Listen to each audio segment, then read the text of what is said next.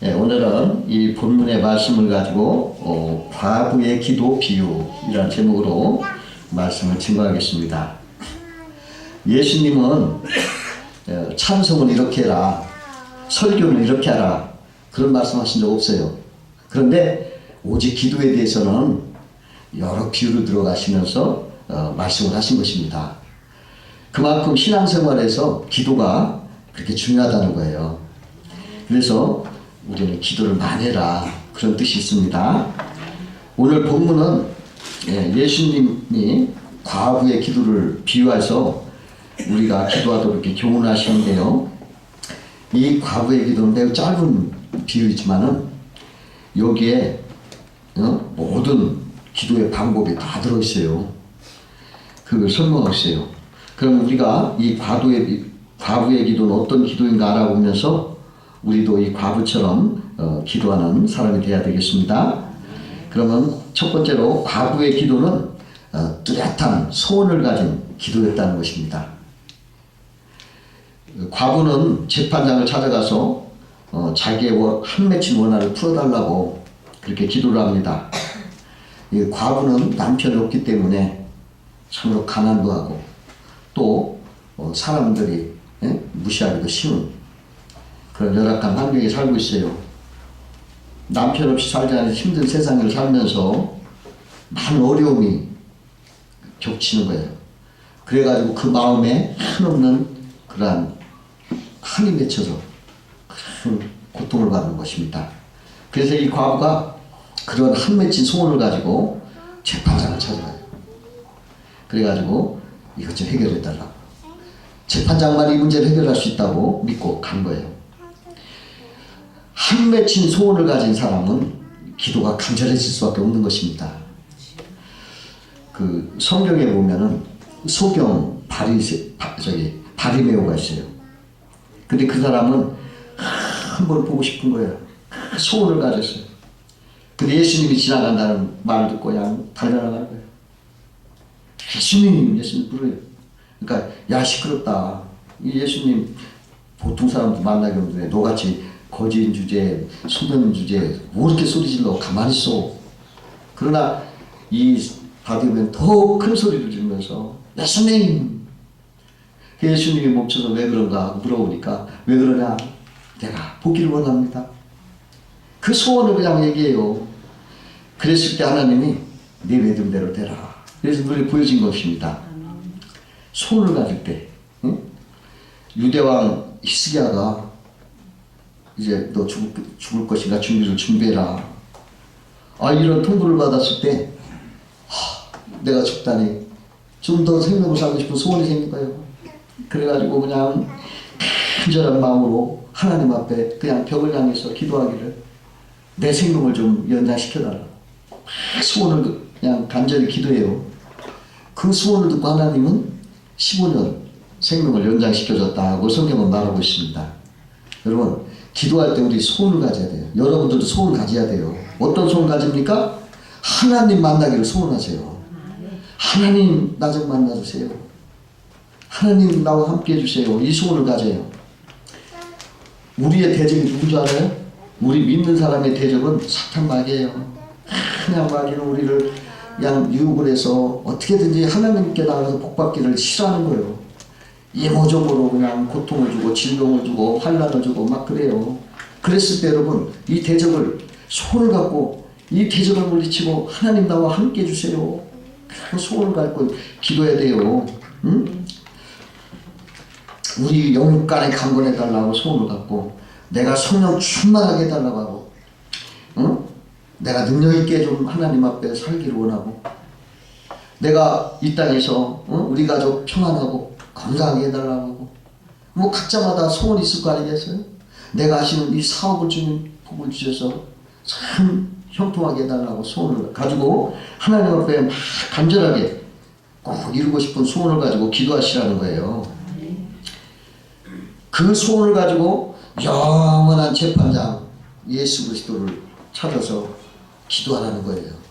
그럴 때에 소원을 이룰 수가 있다. 그렇게 말하는 거예요. 근데 이 소원이 없으면요, 이 기도가 맥이 없잖아요. 그 어느 나무꾼이 산에 낙무하러 갔어요. 근데 어디선가 막 누가 막 신음 소리가 나. 그게 막 달려가서 누군가. 그랬더니 어떤 요정이 바위에 눌려가지고 막 고통당하는 거예요. 그 나부꾼이 달려가서 그 바위를 치워주면서 살려줬어요. 그때 요정이 고마워서 고맙습니다 나부꾼님. 당신이 무엇인지 3가지 소원을 말하면 내가 들어주겠습니다. 그래서 이제 나무꾼이 집으로 돌아와서 부인과 함께 야 우리 무슨 소원을 말할까 그렇게 고민을 하면서 이제 서로 상담을 했는데요. 근데 평상시에 소원이 없어서 야 뭘 해야 되나 시간이 흐르는 거예요. 식사 시간도 지나고 배가 고픈데 옆집에서 아주 순대를 삶았는지 순대 냄새가 솔솔 나. 그러니까 이 순대 냄새를 맡은 그 아내가 남편 부인이 순대 한 점씩 먹고 싶네. 그러니까 차크독하더니 순대가 그래 척 나타나는 거예요. 그 남편이 그걸 보니까 기가 막혀 죽겠네. 3가지 소원 중에도 그 귀중한 소원 1가지를 그래 순대 한 접시하는 거는 얘 화가 나서 뭐라고 하냐면 이놈 순대 코에나 붙으라. 아까 그 코에 2번째 소원이 됐어. 안에 코에 그냥 순대가 탁 붙는 거예요. 이렇게 하니까 2가지 소원을 써보는데 마지막 1가지는 어떻게 써야 돼요? 순대 좀 떼어달라고. 그래가지고 3가지 소원을 다 써버렸어요. 소원이 없으니까 이렇게 좋은 기회를 놓쳐버렸어요. 우리가 내가 하나님 가까이 하고 싶습니다. 하나님 성령의 은혜를 더 받고 싶습니다. 충만하게 해주세요. 하면 소원을 간절히 받았어요. 그러면 여러분들 그냥 다 하나님이 성령이 함께하면 놀라운 사람 되는 거예요. 빛나는 사람 되는 거예요. 그 소원하신 거예요.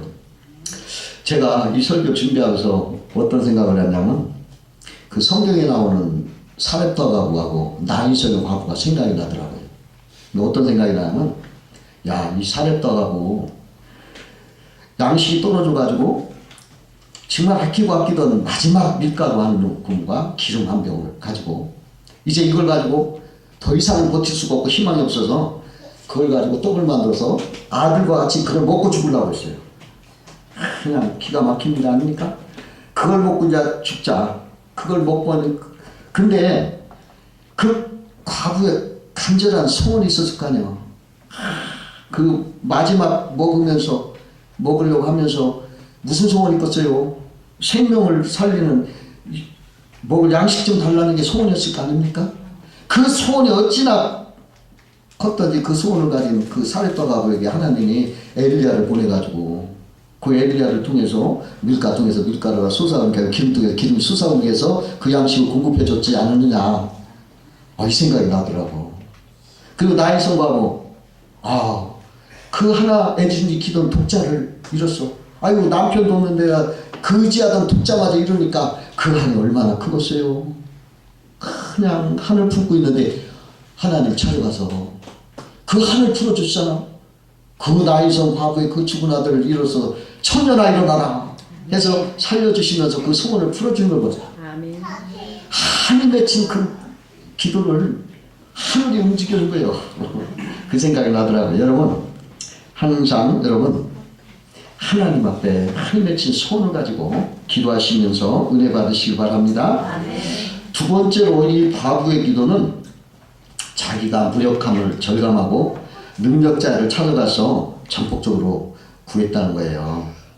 이 과부 자기는 아무것도 할 수 없잖아요. 힘이 있나 돈이 있나 빽이 있나 아무것도 없어요. 그러니까 자기 하나 풀 수가 없는 방법이 아무것도 없으니까 지혜롭게 생각했어요. 능력자를 찾아간 거예요. 재판장은 이걸 할 수 있거든. 재판장 능력자에 가서 전적으로 맡기고 의지하면서 구했어요. 여러분 기도는 이런 것입니다. 기도는 내 자신이 뭔가 하겠다고 하면 안 돼요. 기도는 절대적으로 나의 부족함을 절감해야 돼요. 하나님 나 이거 정말 저는 안 돼요. 이건 하나님이 아니시면 이걸 할 수 없습니다. 내가 뭔가 해보려고 하지 말고 하나님 이렇게 절대적으로 인정하고 하나님께 자비를 구하는 게 기도예요. 예수님이 비유하실 때 이런 말씀을 해요. 어떤 바리새인이 있었는데 그 바리새인은 자기가 의롭다고 생각을 하면서 옆에서 기도하는 세리를 보고 뭐라고 하냐면 아유, 저 세리 깔보면서 나는 저 사람처럼 죄를 짓거나 뭐 나쁜 짓 안 하고 경건하게 살았습니다. 일주일에 2번 금식을 하고요. 주의 계명을 나는 지킵니다. 자기 위를 자랑하면서 기도를 하는 거예요. 근데 그 세리는 죽게도 멀리 가지도 못하고 멀리서 그냥 고개도 들지도 못하고 그냥 푹 숙이면서 뭐라고 하냐면, 아이고 내가 큰 죄인입니다. 하나님 나를 좀 용서해 주시고 그냥 내 죄를 그냥 사해달라고 막 죄를 통회하면서 막 하나님 앞에 기도를 해요. 하나님의 자비를 구해요. 그럴 때 예수님이 뭐라고 하십니까?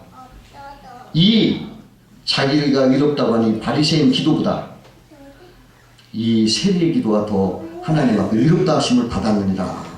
그렇게 말씀을 하신 걸 볼 수가 있어요. 여러분, 우리가 기도할 때 이렇게 내 자신을 하나님 겸손하게 하나님 앞에 자기를 낮추고, 하나님 저는 꼭 이것이 필요한데 내가 능력이 없습니다. 하나님이 도와주세요 하고 자기의 무능을 하나님 앞에 드러내놓고 하나님 앞에 겸손하게 자기 부족을 드러내놓고 구해야 그 하나님이 기뻐하시는 거예요. 그런 기도하시기 바랍니다. 그리고 자기 부족을 인정할 뿐만 아니라 또 이 과부처럼 누구를 찾았어요? 재판장. 문제를 해결할 수 있는 재판장. 우리 문제를 해결해 줄 수 있는 분은 하나님을 믿음으로 찾아가서 의지하고 기도해야 돼요. 그래야 하나님 기뻐하시는 거예요. 이 과부가 자기 아무 힘은 없었지만 그 지혜가 있는 거예요. 이걸 해결하지 않으면 재판장뿐이 없도다. 재판장을 찾아가서 의지한 것이 지혜예요. 우리가 할 수 없는 걸 그걸 해결할 수 있는 분이 누구예요? 우리의 재판장이 누구예요? 하나님 아니십니까? 하나님 앞에 가서 기도하셔야 돼요. 하나님은 사람은 할 수 없지만 하나님은 다 하실 수가 있어요. 그래서 우리는 믿음을 가지고 하나님 앞에 의지하고 기도를 해야 됩니다. 미국에 그 한인교회 이야기가 있는데요. 그 한인교회가 있었는데 그분이 그 교회에서 작은 산을 샀어요. 왜 샀냐면 그 산을 깎아가지고 거기다 교회를 짓자고 산을 샀어요. 근데 돈이 없어서 산을 깎을 수도 없고 집을 교회를 질 수도 없어. 그래서 있는데 교인 중에 한 분이, 아니 하나님은 산을 들어 바다에도 던지신다고 하시는데 우리 한번 기도해 봅시다. 기도하면 하나님은 이 문제를 해결해 주실 것 같습니다. 그래가지고 온 교인이 합심이 돼서 막 기도를 했어요. 하나님 저 산을 깎아서 교회를 짓게 해주세요. 막 이렇게 기도를 하는데 그러던 어느 날 한 신사가 찾아온 거야. 한 신사가 찾아오더니 목사님을 만나가지고, 근데 그분이 건설회사 사장이었던 거예요. 근데 그분이 뭐라고 하냐면, 내가 늪지대를 메꿔가지고 개발을 하려고 하는데 내가 흙이 필요합니다. 당신의 산에 있는 흙을 나한테 주십시오. 그러면 내가 한 돈부터당 $100씩 주겠습니다. 그래가지고 그걸 늪을 메꿔서 내가 건설하고자 합니다. 그러니까 이 목사님이 그게 무슨 소리가 처음엔 알아듣지 못해서 그냥 예 좋습니다 이렇게 말을 못하고, 글쎄요 이제 무슨 말인가 못 알아들어서 글쎄요 그랬더니 이 사장이 이 목사님이 돈을 더 달라고 하는구나. 그럼 2배 주겠습니다. 그러더라고요. 그래서 2배를 주고 이제 그걸 팔았는데, 그걸 흙을 했는데 그 산을 싹 깎고 그 돈으로 교회를 줬어요. 두 가지가 다 한꺼번에 된 거예요. 산 깎고 돈 받아서 또 교회까지 줬어요. 사람은 아무것도 할 수 없지만 하나님은 다 하신 거예요. 이게 하나님의 일이에요. 우리는 무력해도 하나님은 능치 못할 거 없으니까 그분에게 기도하면 돼요. 우리는 과부처럼 아무것도 할 수 없지만은 문제를 해결할 수 있는 그 힘 있는 재판장이 누구예요? 하나님, 예수님이에요. 그러니 그 예수님 앞에 나아가세요. 그래가지고 예수님, 나는 할 수 없지만 주님은 다 하실 수 있습니다 하고 여러분 기도할 때 그 문제를 속히 해결해 주실 줄 믿습니다. 어떤 문제가 있든지 가서 알으시기 바라요. 세 번째로 이 과부의 기도는 낭만치 않고 끈질기게 기도했대요. 끈질기게. 주님은 기도를 낭망치 말고 끈질기게 기도하라. 이렇게 이 비유를 통해서 말씀하셔요. 이 과부가 이 재판장을 찾아가서 밤낮 없이 그냥 그 문제가 풀어질 때까지 찾아가요. 끈질기게. 그러니까 어떤 일이 벌어지냐면 이 재판장이 이런 생각을 해요. 이 사람 나를 계속 이렇게 번거롭게 하네. 내가 그 소원을 안 들어줬다면 내가 견딜 수 없네. 아이고 빨리 그 소원 얼른 들어주고 나 이 괴로움에 좀 자유롭게 좀 살고 싶어. 이런 생각을 하는 거예요. 그래가지고 문제를 해결했어요. 하나님을 두려워하지 않고 사람을 무시하는 이 불의한 재판장도 이렇게 하거든. 하물며 하늘에 계신 너희 아버지께서 그 택하신 자들의 소원 부르짖음을 가만히 있겠느냐. 속히 풀어주시라. 이렇게 하나님 말씀을 하시는 거예요. 여러분 끈질기면 응답 받는 거예요. 여러분 낭망하지 말고 끈질긴 기도하세요. 예수님 위에 이런 것도 있어요. 어느 사람이 밤중에 손님이 찾아온 거예요. 근데 먹을 것이 없어. 그래가지고서 이웃집 친구한테 가서 막 문을 두드리면서 먹을 것을 달래. 그러니까 그 이웃집 친구가 잠자다가 일어나가지고 얼마나 괘씸해. 잠자는 날 왔는데 막 두드리니까. 근데 안 주려고 했더니 막 계속 두드려. 그래서 할 수 없이 떡 세 덩이를 들고 나와가지고 야 네가 내 보시대도 떡을 주는 게 아니라 네가 이렇게 강청함으로 내가 준다. 그러면서 그 떡을 주더라. 이렇게 주님이 말씀을 해주셨어요. 주님이 끈질기게 기도하라는 거예요. 낭망하지 말고. 여러분 기도를 끈질기게 하라는 거예요. 그 야곱이 야복강에서 천사와 씨름을 하잖아요. 이게 기도한다는 거예요. 얼마나 끈질기게 기도를 했던지 천사가 야야 이제 새벽이 돼. 나 가야 돼. 이것 좀 놔. 아닙니다. 나한테 복을 주지 않으면 나 놓지 못합니다. 아니 끝까지 놓지 않으니까 천사가 손을 들어서 환도표를 내리치니까 환도표가 부러진 거예요. 그래서야 야 네 이름 뭐냐. 야곱입니다. 그러냐? 이제 너는 이제 야곱이라 하지 말고 이스라엘이라 해라. 이스라엘이라는 말은 네가 하나님과 교회를 이겼다는 그런 뜻이에요. 그렇게 말씀했어요. 끈질긴 기도는 하나님도 이겼다는 거예요. 가나안 여인이 있었습니다. 근데 자기 딸의 흉악한 병에 걸려서 이 병을 고쳐달라고 주님께 찾아왔어요. 그랬더니 주님은 그거 들은 척도 하고 보지 않지 하고 그냥 대답도 하고 그냥 가버리는 거예요. 그래도 이 여인은 막 주님을 따라가면서 막 끈질기게 요청하는 거예요. 그러니까 제자들이 성가 싫어 죽겠어. 그래서 예수님한테 저 여자가 계속 따라오면서 소리 지르니까 예수님 쟤를 보내든지 고쳐든지 하세요. 그래요. 그러니까 예수님이 또 뭐라고 하시냐면 나는 이스라엘 잃어버린 어린 양 외에는 다른 데 부르심 받지 않았노라. 그러면서 냉정하게 그녀를 또 외면을 해요. 그래도 그녀는 말이요 끝까지 따르는 거예요. 그러면서 그냥 부탁을 해요. 그러니까 주님께서 뭐라고 하냐면 야 자녀의 떡을 취해서 개들에게 줌이 마땅치 않다. 이러면서 크게 모욕을 하는 거예요.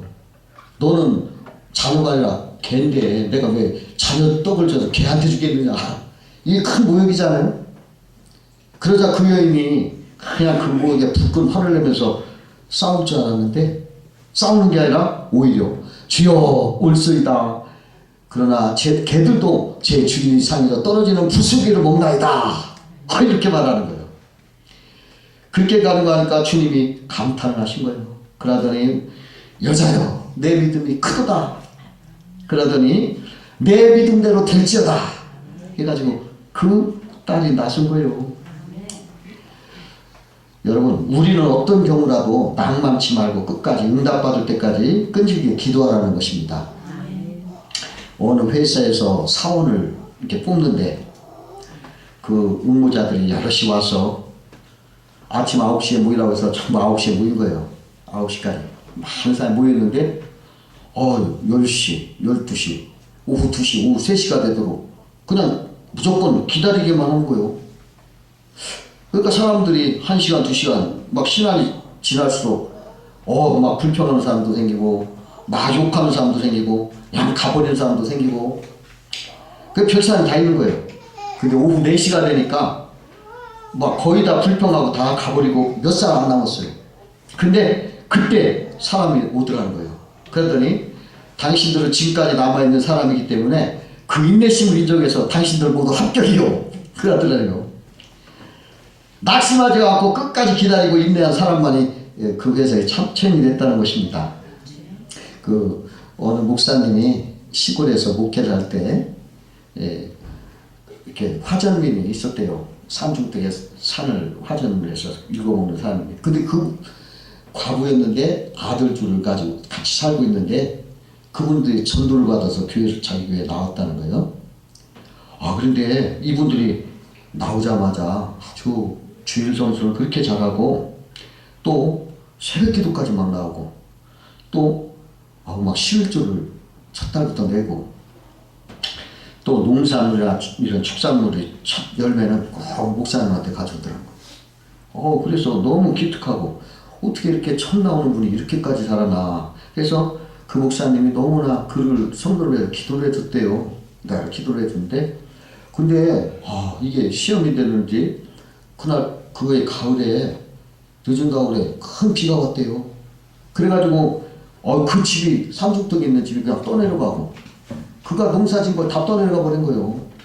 아니 세상에 이 목사님이 기가 막힌 거예요. 아니 교회 나온 지 이제 1년 돼서 이렇게 축복받아야 되는데 오히려 그냥 화를 받았잖아요. 목사님이 막 가슴 무여질러 가지고 아주 얼마나 힘들었는지 모르는데 그러나 뭐 큰 물에 그냥 빠진 생쥐처럼 그 너미 집 건너방에 이렇게 새들어 있는 그분을 찾아가서 이제 예배를 드리고 기도를 이렇게 한 거 이제 놨더니 오히려 그 사람이 그러더래요. 생명이 산 것만 해도 얼마나 고마운지요. 하나님 앞에 감사합니다. 그러면서 결코 낙심하지 않더니 교회도 열심히 나오더래요. 근데 그분이 결국에 어떤 부자가 집지라고 이렇게 산에다 그냥 평지에다 땅을 주더래요. 그러니까 또 동네 사람들이 다 나와서 그 집을 이렇게 부역을 해서 지어주고 또 그 산주인은 우리 나무 쓰라고 나무를 또 주더래요. 그래가지고 집을 크게 짓고 또 면에서는 수해 복구비를 하고 있죠. 복구비가 나서 돈을 받고 또 목사님은 수혜비 구호물자를 또 이렇게 해서 얻어주고 이곳저곳에 도움의 손길이 막 잔뜩 와서 아주 다 회복이 되더니 그 후로 몇 년 안 돼서 농사가 그렇게 잘 돼가지고 큰 부자가 됐답니다. 그래가지고 그분이 그 목사님이 정말 하나님 앞에 낙망치 않고 끈질기게 이렇게 기도하고 섬겼더니 이렇게 축복이 오는구나. 그걸 세상 깨달았대요. 그때 만약에 그냥 내가 교회 다니는데 뭐 이런 환란이 이렇게 많어. 내가 이거 잘못된 거하고 안 나고 망망했자라면 이런 복 없었을 거라는 거예요. 근데 하나님을 끝까지 믿고 낙마하지 않았을 때 하나님께 복을 주시더라는 거예요. 이 본문에 이 과부는 힘이 없어요. 또 신분이 비천했어요. 그리고 이 재판장은 하나님을 두려워하지 않는 사람을 무시하는 오만한 사람이었어요. 더구나 둘 사이에는 아무 관계도 없는 그런 관련 없는 사람이에요. 그런데도 하나님은 응답을 받았다고 그랬어요. 그런데 성도는 하나님께서 택하여 주신 하나님의 자녀로서 하나님과 특별한 관계인 것입니다. 그런데 어찌 성도의 부르짖음에 응답이 속히 이루어지지 않겠느냐. 주님은 우리에게 이렇게 말씀하시는 거예요. 아무 관계없고 비천하고 아무것도 할 수 없는 사람도 이렇게 응답받는데 너희들은 하나님의 택하신 자리인데 너희들 부르시면 왜 하나님이 응답을 안 하시겠느냐. 반드시 응답하시리라. 속히 이루어주시라 말씀하시는 거예요. 여러분들은 하나님의 자녀의 특수한 관계를 가진 밀접한 분이 하나님 여러분 기도를 들어주시고 속히 응답하시길 원하십니다. 아멘. 여러분 용기를 가지고 항상 기도하시기를 주의 이름으로 축원합니다. 기도하겠습니다. 사랑의 하나님